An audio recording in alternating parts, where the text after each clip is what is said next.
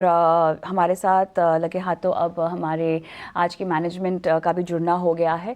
Bharat electronics की बात हो रही है, जिसका नाम पब्लिक सेक्टर यूनिट के नवरत्न कंपनी में भी शामिल है और रक्षा मंत्रालय के तहत आने वाली दिनों में ये कंपनी सेना के तीनों अंगों के लिए इलेक्ट्रॉनिक प्रोडक्ट्स बनाती है और इसके साथ ही company space, electronic energy storage product समेत security solution, smart city, e governance solution से जुड़े कई प्रोडक्ट्स भी बनाती है। इसके अलावा अब कंपनी की प्लानिंग क्या है, किस किस तरह से पूरे प्रोडक्ट बुके में इजाफा किया जा रहा है। हमारे साथ भी ईएल के सीएमडी भानु प्रकाश श्रीवास्तव भी जुड़ गए हैं इस पर विस्तार से बात करने के लिए।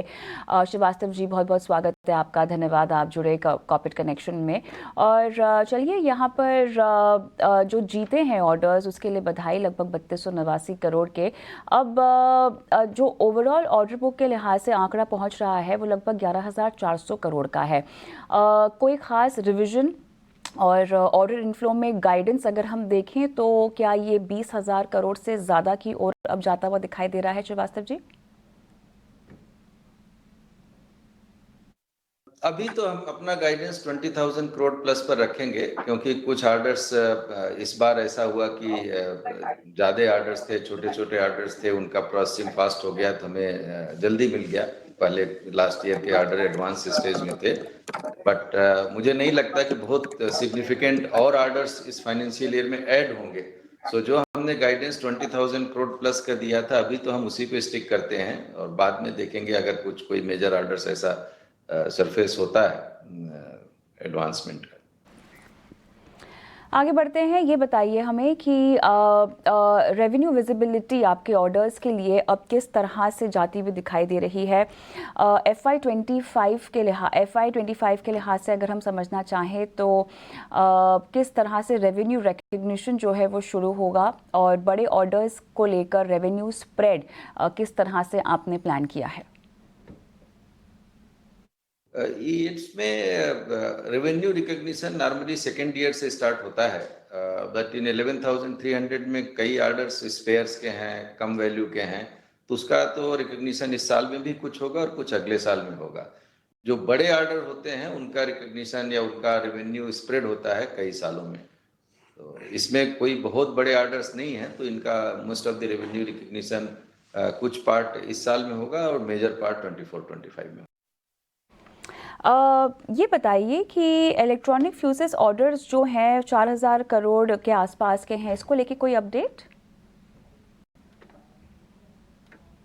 उसको प्रोसेस में है, अप्रूवल प्रोसेस में है। जितना भी रिक्वायरमेंट थी, डिटेल था, सब हमने एमओडी को दे दिया है और डिफरेंट स्टेजेस पर जब अप्रूवल प्रोसेस में जाता है तो एजेंसीज कुछ क्लैरिफिकेशन मांगती हैं, तो हम देते रहते हैं। तो हमें उम्मीद है कि अगले 1-2 महीने के अंदर निश्चित रूप से ऑर्डर हमारे पास आना चाहिए। Non defence space, metro rail, यहाँ पर किस तरह के मौके आपको आगे आते हुए दिखाई दे रहे हैं? फिलहाल जो मौके हैं उनसे कितनी अलग परिस्थितियां और मौके आ रहे हैं? नॉन डिफेंस फील्ड में हम एयरपोर्ट अथॉरिटी ऑफ इंडिया के साथ काम कर रहे हैं एयर ट्रैफिक मैनेजमेंट सिस्टम पर। हमने अपना airport surveillance radar and MSSR भी उनको ऑफर किया है, जो इंडिजियसली हमने बनाया हुआ है।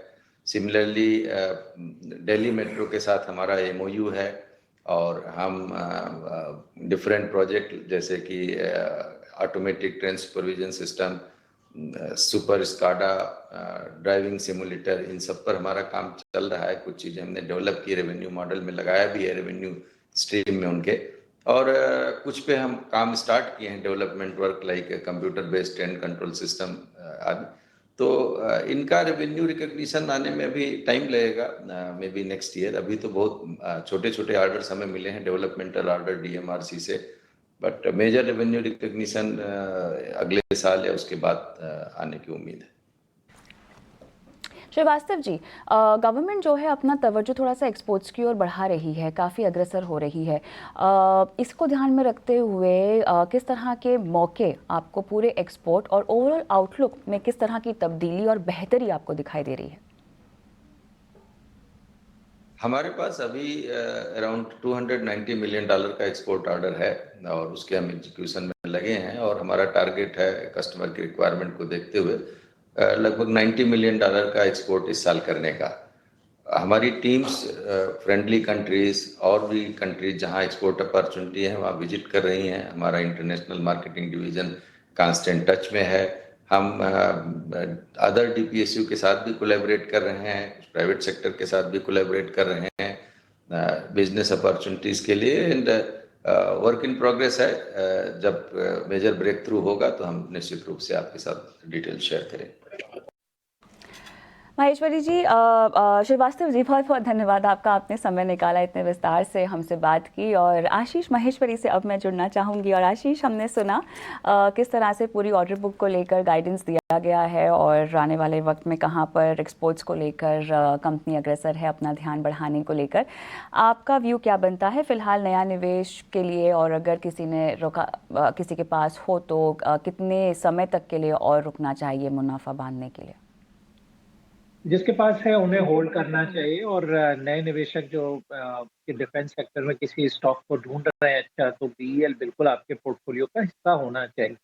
अभी भी 1 लाख करोड़ के मार्केट कैप के आसपास कंपनी मिल रही है। मुझे लगता है अभी भी अंडर वैल्यूड है, क्योंकि जो उनके पास में जिस हिसाब से जो ऑर्डर बुक है, तो उसका एग्जीक्यूशन ऐसा नहीं है जो मजगांव में या दूसरे में हम देखते हैं कि अगले 5-5 साल में एग्जीक्यूशन होगा। यहाँ पे शॉर्ट टर्म एग्जीक्यूशन ज्यादा रहता है, तो जिसका बेनिफिट कंपनी को उनके रेवेन्यू रिकॉग्निशन में जल्दी मिलता है। दूसरी बात, कंपनी ने जैसे पावर में या आर्टिफिशियल इंटेलिजेंस जैसे सेक्टर में, मेट्रो में जो डाइवर्सिफाई किया है और जो वेंचर वहाँ पे कर रहे हैं, तो उसमें भी काफी मुझे स्कोप नजर आता है डिफेंस के साथ में।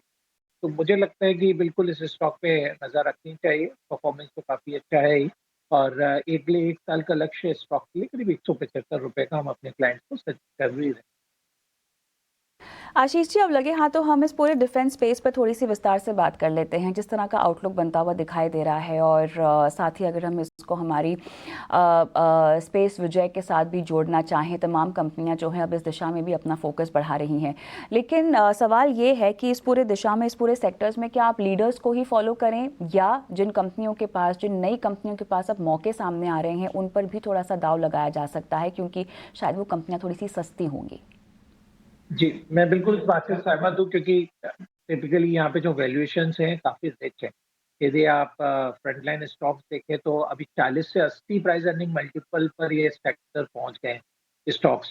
क्योंकि बहुत स्टॉक्स लिमिटेड हैं और उन्हीं स्टॉक्स को सारे जो निवेशक हैं वो चेज़ कर रहे हैं, जिसके कारण से वैल्यूएशन काफ़ी भी रिच है।